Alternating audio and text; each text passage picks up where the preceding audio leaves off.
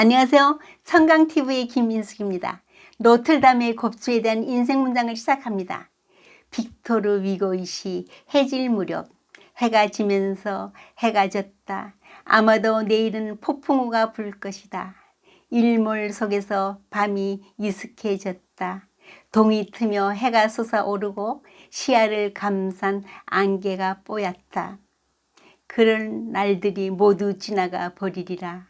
숱한 바다의 그 많은 산들의 위를, 은빛 강물 위를, 우거진 숲들 위를 수많은 나날이 흘렀으니 우리들이 사랑하고 죽은 자들과 더불어 깊은 수풀을 헤치고 창가를 울린다. 노틀담의 곱추는 빅토르 위고가 프랑스 낭만파의 1인자로서 위치를 확고히 굳힌 작품으로 1831년에 발표했습니다. 증오와 질투 속에 펼쳐지는 낭만적 세계는 늘 두 가지 상반된 성질이 충돌합니다. 선과 악, 행복과 불행, 삶과 죽음, 사랑과 질투. 작품 속 인물 모두 사랑과 증오가 교차하는 세계의 포로들이지요. 집시 여인 에스메랄다를 사랑하는 클로드 부주교의 사악한 욕망과 페비스 친위대 중대장에 대한 질투와 증오, 정작 다른 여인을 사랑하는 페비스를 사랑하는 에스메랄다, 주인공 카지모도의 에스메랄다에 대한 애틋한 사랑, 이 교묘한 운명의 고리를 끄는 것은 이들을 모두 죽음에 이르게 한 것입니다. 빅토르 위고는 이와 같이 어긋나는 삶의 모습을 인물들의 두 가지 특징 속에 미리 만들어 놓았습니다. 카지모도는 곱추로서의 흉측한 외모지만 순수한 사랑을 품은 사람, 클로드 신부는 가장 성스럽고 순결한 성직자면서도 마음속엔 증오와 질투로 얼룩진 불결함, 에스메랄다는 세상을 정처 없이 떠돌아다녔지만 함부로 몸을 내돌리지 않으며 생명을 걸고 순결한 지조를 지킨 여인, 카지모도의 에스메랄다를 향한 순수한 사랑은 아름답게 채워지고 완성됩니다.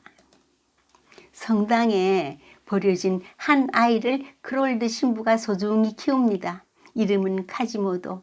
심한 꼽추였고 후에 종소리 때문에 귀머거리가 되며 단절된 관계 속에서 갇혀 성장합니다.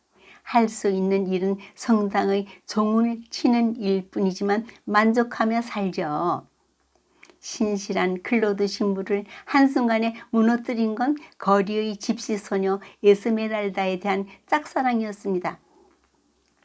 어느 날 에스메랄다가 깊이 사랑하는 미남자 페비스와 함께 어딘가를 가는 것을 본 신부는 뒤를 밟다가 사랑을 나누려는 장면을 목격한 후 이성을 잃고 남자를 칼로 찌릅니다.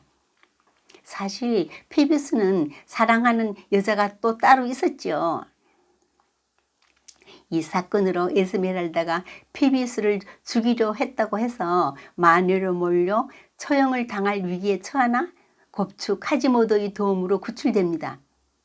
카지모도는 에스메랄다를 마음속으로 깊이 사랑하지만 과거에 자신을 도와준 대가로 그녀를 돕는 것이라고 말합니다.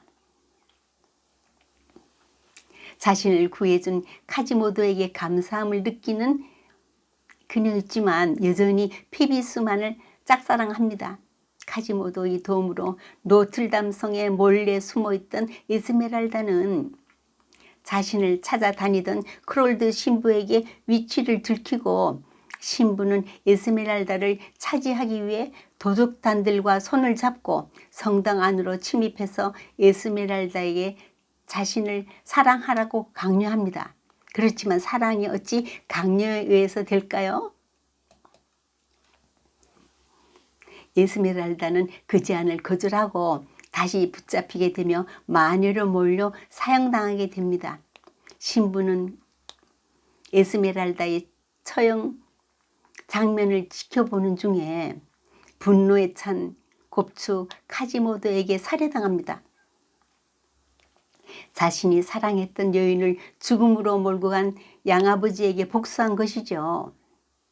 카지모도는 에스메랄다의 처형 장면을 바라보면서 나는 저 모든 것들을 사랑했었는데 라고 말합니다. 몇 년 후 파리 근교의 묘지에서는 얼싸안고 있는 한 쌍의 유골이 발견되었습니다. 하나는 여자의 것으로 흰색 옷조각이 붙어 있고 또 하나는 남자의 것으로 등뼈가 굽었고 두개골이 어깨 사이로 들어가 있었습니다. 한쪽 다리가 다른 쪽 다리보다 짧았습니다. 사람들이 서로 껴안고 있는 유골을 떼어내려고 하자 바스러지면서 가루가 되어버렸습니다. 누군가 말하길 사랑은 상대편으로부터 아무것도 기대하지 않는 영혼의 경탄에서 시작하여 모든 것을 요구하는 자아의 실망으로 끝난다라고 했죠. 성경의 잠언엔 사람이 교만하면 낮아지겠고 마음이 겸손하면 영예를 얻으리라. 어느 한 대통령이 자기가 하도 인기가 없자 한 가지 아이디어를 냈습니다.